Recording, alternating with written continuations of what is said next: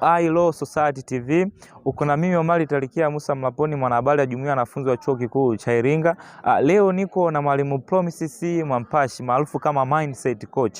Je, kuto kujua sheria kunaweza kukutoa wewe hatiani, au je kuto kujua sheria ni kinga dhidi yako ya shtaka ambalo liko mahakamani?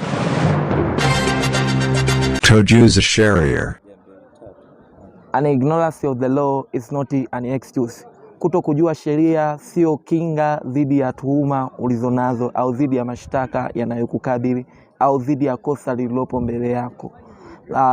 Tafsiri yake ni kwamba wajibu wa kujua sheria si wa mwanafunzi anayetaka kusoma sheria au si wa watu wanaohusika na sheria, bali ni wajibu wa kila mmoja mmoja. Kwa nini? Kwa sababu kuto kujua sheria hakutakuondoa wewe ambaye hujui sheria katika hatia ya makosa. Na ingekuwa ndo hivyo, basi mahakamani watuhumiwa wengi wangekuwa wanafanya makosa na baadaye wanajitetea kwa kusema kwamba hawajui sheria. Na ndio maana ibara ya 26 ibara ndogo ya kwanza na ya pili kwenye katiba ya Jamhuri ya Muungano wa Tanzania ya mwaka 1977 ambayo ndo katiba tunaitumia mpaka wakati huu, inaonyesha kwamba ni wajibu wa kila mwananchi kuweza kuilinda na kuitetea katiba. Sasa unawezaje kuilinda na kuitetea katiba ikiwa mwananchi huijui?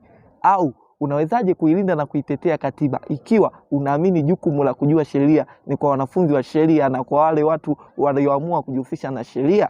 Kumbe ni wajibu wako na kuna ulazima wako wewe mwananchi kuweza kuijua sheria. Lakini vile vile kujua sheria pia kwa wewe mwananchi kutakufanya uweze kuepukana na makosa yasiyokuwa na ulazima.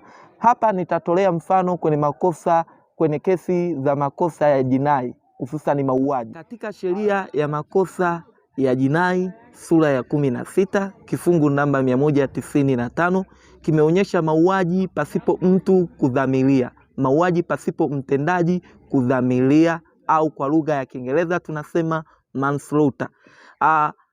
Mtu akishafanya mauaji ya design hii pasipo yeye kujua kwamba amefanya mauaji, atahesabika kama kafanya kosa na ataingia hatiani kwa kufungwa kifungo cha maisha jela.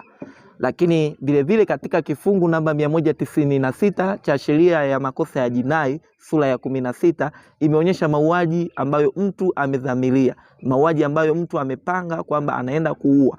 Mtu huyu pia ataingia hatiani na atahukumiwa kunyongwa mpaka kufa. Hivyo basi utapata kuona kwamba watu wawili tofauti, kila mmoja ameua, lakini mmoja ameua kwa kudhamiria na mwingine ameua pasipo kudhamiria. Hawa watu wote wawili, haijalishi wanajua sheria ama kuto kujua sheria. Tunaona kabisa kwenye kifungu namba 196 ni mtu ambaye anajua sheria, lakini kifungu cha 195 ni mtu ambaye hajui sheria au hajui kwamba hilo tukio alilofanya linaweza ikapelekea mauaji. Hawa wote wameingia hatiani. Ndiyo maana tunasisitiza kwamba kujua sheria sio tu wajibu wa wanafunzi au wajibu wa mawakili au wajibu wa washauri wa masuala ya kisheria kujua, bali ni wajibu wako hata wewe mwananchi kuweza kuitambua na kuijua sheria. Hivyo basi Chuo Kikuu cha Iringa kupitia kitivo cha sheria imeona umuhimu wa kuwepo kwa kitengo maalum kitakachojihusisha na msaada wa kisheria,